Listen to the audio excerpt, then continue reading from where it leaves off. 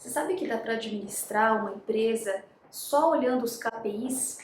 Os KPIs, na verdade, são indicadores que demonstram como a empresa está indo, qual a saúde dela.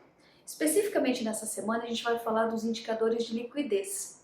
O que os indicadores de liquidez avaliam? Na verdade, eles medem a performance da empresa em termos de capacidade de pagamento. Ou seja, para cada R$ 1 de dívida que você tem, quantos reais você tem no caixa ou no teu ativo para conseguir honrar com essas dívidas. Os indicadores de liquidez se dividem em 4: corrente, seca, imediata e geral. Deixa eu falar um pouquinho de cada um deles. O indicador de liquidez geral, ele avalia quanto você tem no teu ativo total e quanto você tem de dívidas ao total. Se você dividir um pelo outro, você vai encontrar um número que, como eu falei anteriormente, se ele for maior que 1, significa que você tem para cada R$ 1 o quanto você vai pagar de dívida e o quanto vai sobrar para você.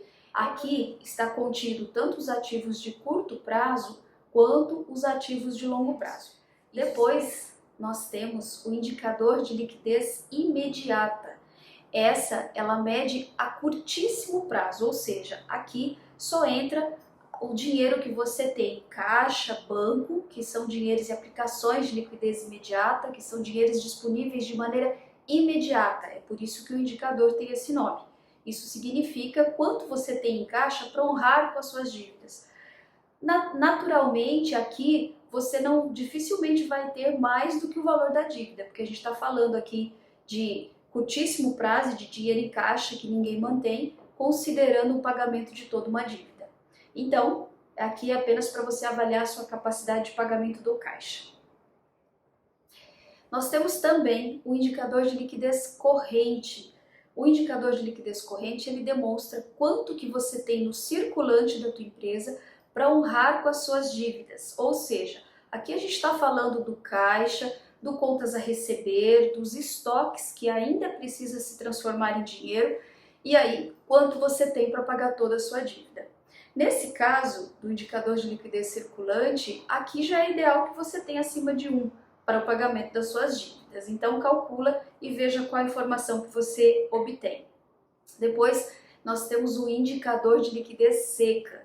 Lembra que eu comentei que no anterior você precisa dos estoques e os estoques precisam ser comercializados para que você consiga honrar com as suas dívidas?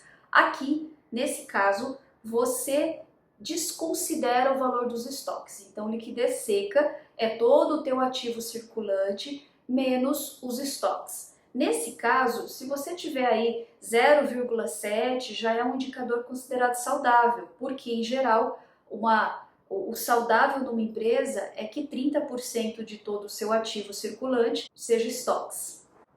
É importante que você faça um acompanhamento dos indicadores para que você entenda qual é a saúde do seu negócio. Nós, por exemplo, utilizamos bastante nas empresas que nós fazemos o acompanhamento, que a Consumax faz o acompanhamento, e utilizamos também em todos os relatórios de recuperação judicial, pois através desses indicadores o credor pode acompanhar como é que a empresa está, como é que está caminhando aí a liquidez, e assim ele tem condições de avaliar a capacidade de pagamento dessa empresa. Então, calcula do seu negócio e começa a fazer um acompanhamento dos indicadores para que você possa avaliar a saúde do seu negócio.